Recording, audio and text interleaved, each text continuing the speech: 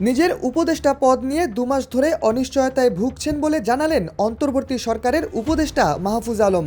নির্বাচন ঘনিয়ে আসায় ছাত্র উপদেষ্টাদের পদত্যাগের গুঞ্জন চলমান। এর মধ্যে মাহফুজ আলমের এমন মন্তব্যে বিশ্লেষকরা বলছেন, যে কোনো সময়ই হয়তো পদত্যাগের ঘোষণা দিতে পারেন মাহফুজ।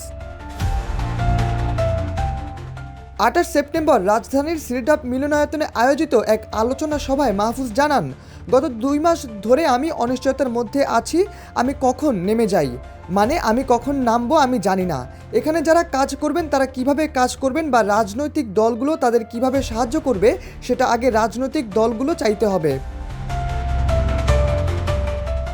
মাহফুজ বলেন, মে মাস থেকে রাজনৈতিক দলগুলো বলা শুরু করলো যে ছাত্র উপদেষ্টাদের পদত্যাগ চাই।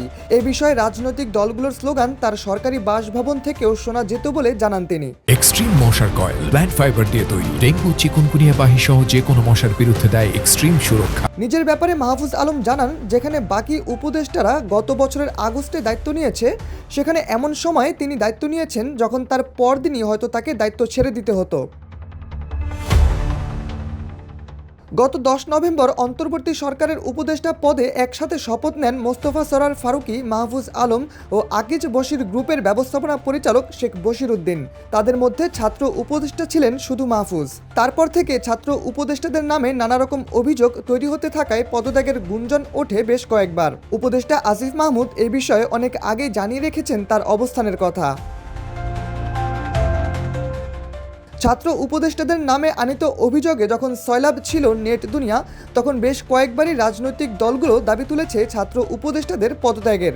সময় গড়ানোর সঙ্গে সঙ্গে বৈষম্য বিরোধী ছাত্র আন্দোলনের সমন্বয়ক পদটি কলুষিত হওয়ায় অনেক রাজনৈতিক বিশ্লেষক তখন মনে করছিলেন, পতিত আওয়ামী লীগ সরকারের ছাত্রলীগের মতোই নাম খারাপ হতে শুরু করেছিল বৈষম্য বিরোধী ছাত্র আন্দোলনের।